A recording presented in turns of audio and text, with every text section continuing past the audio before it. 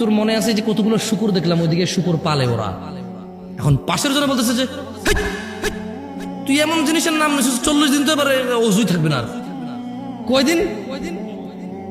তা আমি বললাম যে 40 দিন অজু থাকবে না কেমনে? শুকুরের নাম নিলে 40 দিন অজু থাকে না, আপনি জানেন না? বললাম তো কেমনে কি কোরআনের মধ্যে তো আল্লাহ শুকুর শুকুর করে এলো।